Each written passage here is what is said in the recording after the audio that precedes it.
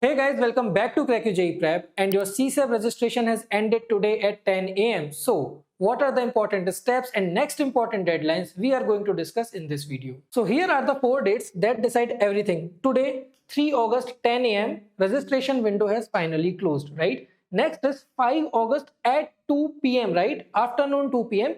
Choice filling and locking will be closed. You won't be able to add any choices after that. Third thing is 6th August, their round 1 result will come of CSAB, and in 12th August, round 2 result will come for CSAB. One more important thing guys, if you have faced any payment related issue before the deadline, you can get it resolved by contacting the help desk, and the deadline for that also is 4 August 5 p.m. Note it. Next step is you need to log into your portal and verify these 4 things. First, your registration status should show completed. Second thing, bank documents. Whatever documents you have uploaded, check it again, they should be correct. Third thing is your fee payment. You have done the fee payment, but your portal, is it showing fee payment successful? Check it. Final thing, choice filling access. You can just reassess and check the choice filling tab. Finalize your choices before 5th of August. This is the deadline when your choices will be actually logged. So edit anytime, add, delete or rearrange choices until 5 August 2 p.m. Second, fresh choices only. We all know CSAB choice filling is separate from JoSAA. So these are fresh choices.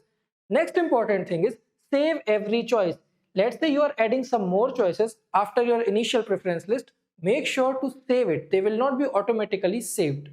Next is auto lock at deadline. Guys, when the deadline will hit, all those choices which were saved, they will be auto logged. And to be on the safer side, you can log them manually.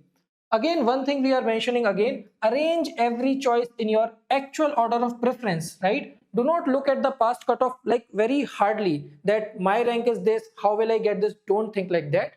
Fill according to your preference order. Now guys, if any college or branch combination is well in your cutoff range, does not mean that you should fill it higher based on the preference that you actually want. Let's see for an example. NIT Srinagar IT is well in your cutoff range, but still this student has filled above options which he prefers more. So you should also fill your choices accordingly. Now if you already have a JoSAA seat, guys, whatever choice you will fill in the CSAB, if you get allotted any of those, your JoSAA seat will automatically be cancelled. For instance, let's say you have NIT Srinagar Mechanical already, right? So whatever choices you will fill in CSAB must be better than this college branch combination. And here are some sensible examples. Here are the list of documents that you need to be ready with.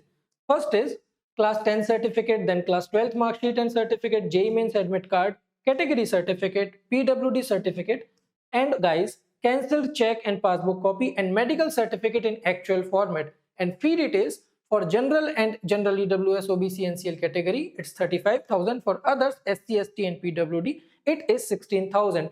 And if you have already secured a seat in JoSAA and paid the fees, you need not pay these fees. Let's look at the two possible scenarios which can happen on round 1 result day.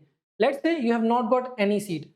Do not worry, still there is round 2. You can get a seat allocated in round 2 when a lot of changes happens in round 1. Some student get a better option, right? So that seat still opens in round 2. If you have been allotted a seat in round 1, what you need to do guys is first download the seat allotment intimation slip. Second, there are willingness options available like freeze, float, slide, surrender and withdrawal. We'll discuss those later. So this will open, this will open. Also upload documents if they are saying if any document is wrong, invalid, re-upload them and pay this IAF fee too if applicable, right? If you are getting this first seat in CSAB only, you need to pay this. And also, if you miss the online reporting guys, and if you think I'll directly go into the round 2, that is not the case. You have to fill all these details to be eligible in the round 2. Each one of you mostly know all these terms like freeze, float, slide, which were same as in JoSAA. So in freeze, if you are happy with your seat, you can freeze it and that will be your final seat. If you want later upgradation while holding your current allotted seat in CSAB, you can choose float option. And what is this slide?